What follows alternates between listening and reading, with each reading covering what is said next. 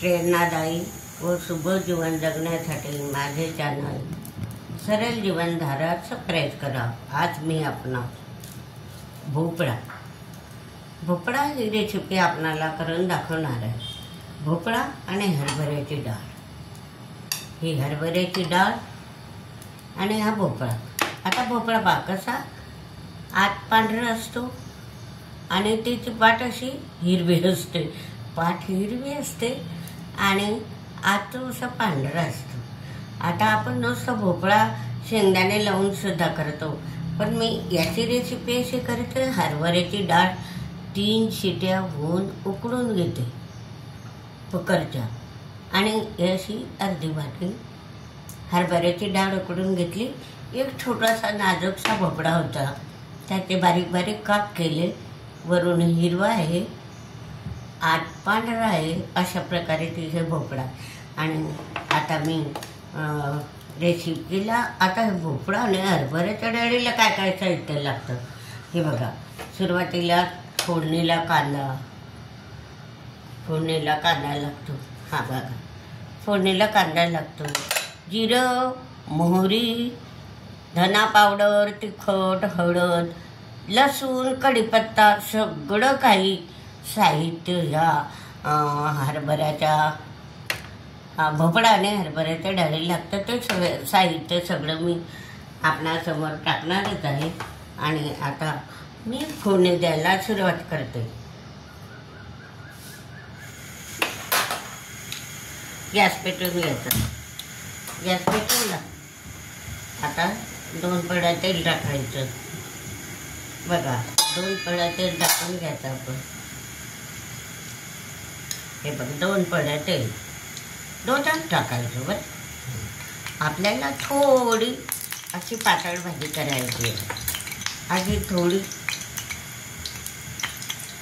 एखादी वाटी रस्सा त्या भाजीला पाहिजे अशी आपल्याला भाजी करायची। भोपळा एवढा छोटासा होता, त्याला अर्धी वाटी ही डाळ उकडून घेतली हरभऱ्याची आणि त्याला मग आता आपण फोडणी देऊ, त्याला ही फोडणी देऊ आपण। अगोदर जिरा मोहरी टाकून देऊ, हे बघा हे जिरा टाकलं। आता मोहरी पण टाकायची, मोहरी।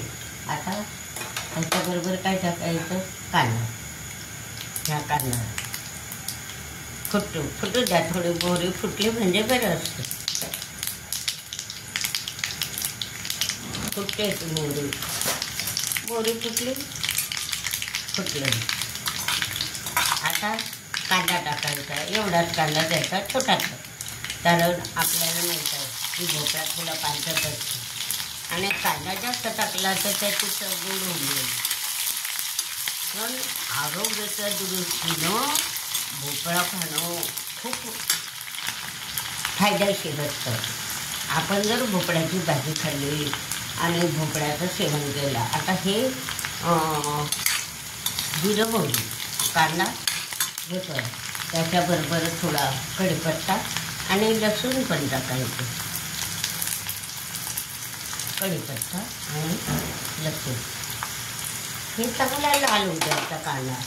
आपली नेहमीची फोडणी काय असते की आपण ते लालच होतो, अशा प्रकारे लाल होऊ द्यायचा कांदा। मी तुम्हाला माहीतच आहे की जोपर्यंत कांदा लसूण लाल होतो तोपर्यंत मी फुल गॅस ठेवते, पण थोडा कमी करते। तर हे बघा आता हा लाल झाला, हा कांदा बघा लाल झाला कांदा। बस आता ते करायचं जास्त। मग आता ह्या एवढ्या भोपळा आहे छोटासा, हे डाळ, त्याला तिखट टाकायचं, 2 चमचे तिखट टाकू आपण। हे बघा हे 2 चमचे तिखट, हे 2 चमचे तिखट, धना पावडर पण 1 चमचा धना पावडर, हळद टाकायची, हळद पण टाकायची, हळद आणि आपल्या ह्या भाजीला जेवढं मीठ लागेल तेवढं मीठ घेऊ आपण। भाजीला मीठ लागेल तेवढं मीठ पाहिजे आपल्याला त्याचं, अशा प्रकारे मीठ आता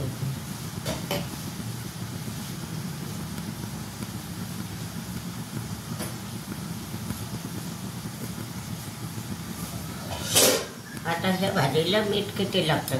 हे एवढा छोटासा भोपळा एवढे हरभऱ्याची डाळ, त्याला 1.5 चमचा मीठ घाल फक्त. हे असं बस, म्हणजे खारं व्हायला नको ते. आणि हा जो लगदा असतो तो आपण काय करायचा, फिरवायचा. बघ कसं लागतं, खमंग होतात लाल. गॅस कमी आहे. मी फक्त कांदा आणि लसूण लाल होतो तोपर्यंतच मी फुल गॅस ठेवते. मग नंतर नाही. मग नंतर काय करते, कमी गॅस करते, बिलकुल कमी. बघा हे असं लाल होईपर्यंत फक्त मी कमी गॅस ठेवते. आता याच्यात काय टाकायचं, भोपळा टाकायचा. हे बघा हा भोपळा टाकला, फिरवायचं ते भोपळा. भोपळ्याबरोबरच आपण डाळ पण टाकायची. थोडंसं पाणी टाकायचं, एवढं जवळ नको म्हणून पाणी टाकायचं. असं थोडं शिजायला पण. हे बघ शिजायला किती पाणी टाकायचं याला बघा, अर्ध फुलपात्र बस. कारण भोपळा असतो त्याला पाणी नसतो ना. आपल्याला जास्त पाणी भाजी करायचीच नाही. अच्छा सुकी भाजी सारखीच करायची आहे, पण भोपळा शिजायला. आता मी थोडा मीडियम फुल गॅस करते आहे बघा, केला. आता हा भोपळ्याला फोडणी दिली आहे, कापलेला भोपळा फोडणीत टाकला. आता ही जी डाळ असते आपण उकळलेलीच असते, ही पण टाकायची. म्हणजे ही डाळ कशा करता उकळावी लागते. हा जो भोपळा असतो, भोपळा तरी शिजून जातो, पण हरभऱ्याच्या डाळ शिजायला जरा वेळ लागतो. म्हणून काय करायचं की डाळ शिजूनच द्यायची, शिट्या घेऊन घ्यायच्या. आता ही डाळ टाकते,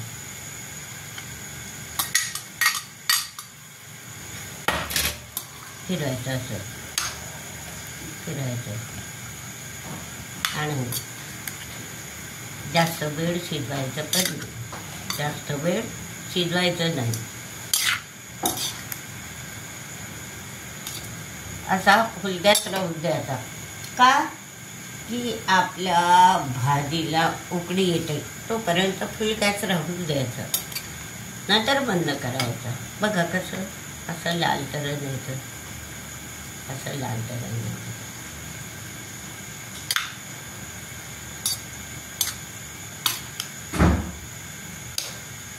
बघा आता उकळी येऊ देते मी, आणि म्हणून त्याच्याकरता थांबले. आणि ते पण मी सुकीच भाजी करणार आहे. ही जी आहे ना, याला उकळी येऊ देते, ही पण सुकीच भाजी करणार आहे. याला थोडं आपल्याला शिजू द्यावं लागेल. हे उकळी येते तोपर्यंत फुल गॅस आहे, मग थोडा मीडियम गॅस करावा लागेल, अशा प्रकारे. आणि ते पण भोपळा शिजेपर्यंत, म्हणजे जवळजवळ 10 किंवा 15 मिनिट. कारण आपल्याला असं सुकटच भाजी करायची आहे. भोपळा आणि हरभऱ्याची डाळ. बघा हे तरण कसं छान दिसतं, बघा हे तरण. तर अशा प्रकारे बघा उकळी येते. आणि हा जो भोपळा आहे याच्यामध्ये जीवनसत्व असतात. या भोपळ्यामध्ये काय असतं, जीवनसत्व अ असतो, क असतो, ई असतो. हे रोगप्रतिकार शक्ती वाढवतं. भोपळा म्हणजे आरोग्याच्या दृष्टीने चांगला असतो. आणि ह्या भोपळ्यामध्ये फायबरसुद्धा असते, वजनसुद्धा कमीच करतो. आपल्या हृदयाला सुद्धा त्याचा उपयोग होतो. तर अशा प्रकारे भोपळ्याचे भरपूर उपयोग आहे आपल्या आरोग्याच्या दृष्टीने. काही लोकांनी म्हणतात आम्हाला भोपळ्याची भाजी आवडते, पण भोपळ्याची भाजी अवश्य करून खावी. आता हे बघा, आता हे शिजते, ही उकडी आली, पण ही उकडी फुल गॅसवर करू द्यायची नाही. तर 10-12 मिनिट आपण मीडियम गॅस ठेवायचा. मीडियम गॅस ठेवायचा 10-12 मिनिट. असा बघा बघा टेम्परेचर बघा एवढं ठेवायचं, कारण पाणी सुद्धा आपण लिमिटेडच टाकतो. अर्ध एक फुलपात्र टाकून द्यायचं. तर हे पाणी सुद्धा लिमिटेड असतं. हे शिजतात. मीडियम गॅस आहे. आता असंच हे 10 मिनिट 12 मिनिट आपलं पाणी आटेपर्यंत मीडियम गॅसवर टेम्परेचर मीडियम पाहिजे. आता मी याच्यावर झाकण ठेवते आणि 10 मिनिट 12 मिनिट याला गपचूप शिजू द्यायचं. बघा आता 10 मिनिट झाले आहेत, बरोबर 10 मिनिट झाले आणि आपलं टेम्परेचर पहा मीडियमच आहे. आता मीडियम टेम्परेचर आहे आणि पाणी पहा असं शुष्क होत चाललं आहे. हे बघा पाणी राहिलंच नाही आता त्याच्यामध्ये. आणि मग शेवटी काय करायचं, हे जे शेंगदाणेचा कूट आहे हे बघा असे जाडे मोठे आपले भाजलेले शेंगदाणे त्याचा कूट टाकायचा. असं रुचकर लागतं. असे जाडे हे बघा अशा प्रकाराचा कूट टाकायचा आणि परत फिरवायचं. टेम्परेचर तेवढंच आहे असं फिरवायचं. बघा हे शेंगदाणेचा कूट, हरभऱ्याची डाळ, भोपळा आणि आपली सुकी रेसिपी बघा किती छान लगदा तयार झाला. आणि तुम्हाला करायची असेल तर अशाच पद्धतीनं करा. असंच टेम्परेचर ठेवा. कारण भोपळा कसा आपला पाणीदार भोपळा असतो, त्याला शिजायला जास्त पाणी लागत नाही. जास्त पाणी टाकलं तो पाणचट लागतो. अशा प्रकारचं शेंगदाणेचा कूट सुद्धा शेवटी टाकला आहे मी बरं का. शेंगदाणेचा कूट टाकला टाकायचं सुकी भाजीला भोपळ्याच्या, हरभऱ्याची डाळ ते टाकलं. आता मी काय टाकते कोथिंबीर शेवटी कोथिंबीर. हे बघा ते झाली आपली भोपळ्याची सुकी भाजी. टेम्परेचर सुरूच आहे, गॅस सुरूच आहे आपला. गॅस अजून बंद केलाच नाही मी. बघा सुरूच आहे ना. आणि आता कोथिंबीरनं बघा आपल्या सुक्या भाजीचा कलर, तिचा भाजीची चव पण बघा. नंतर मी आता तुम्हाला ही रेसिपी सुकी भाजी भोपळ्याची आणि हरभऱ्याची डाळ सुकी भाजी शेवटी शेंगदाणे टाकले. आता भोपळ्याविषयी मी आरोग्याविषयी एवढीच तुम्हाला माहिती देणार आहे. मी गॅस बंद करते आता, कारण भाजी सुकी झाली आहे, तिच्यात पाणी राहिलं नाही. गॅस बंद. आता ह्या भोपळ्याच्या भाजीविषयी आरोग्याविषयी एवढीच माहिती देणार आहे मी की हे रोगप्रतिबंधक हा भोपळा असतो आणि शक्तिवर्धक असतो. याच्यामध्ये अ जीवनसत्व असतं, क जीवनसत्व असतं, ई जीवनसत्व असतं, फायबर असतं. असे आपला जे हृदयाचा दाब असतो तो सुद्धा असा कंट्रोलमध्ये असतो. वजन कमी होतं, वजन कमी होण्याला सुद्धा याचं महत्त्व असतं. तर अशा प्रकारे आरोग्याच्या दृष्टीनं आणि असं कर्करोगाला सुद्धा याचं नियंत्रण असतं. तर म्हणून आपल्याला जरी भोपळा आवडत नसला तरी पण भोपळ्याची भाजी करून खाणे गरजेचं आहे, कारण ते रोगप्रतिकार शक्ती वाढवते. म्हणून हे बघा ही भोपळ्याची भाजी मी तुम्हाला आता ही रेसिपी काढून दाखवते.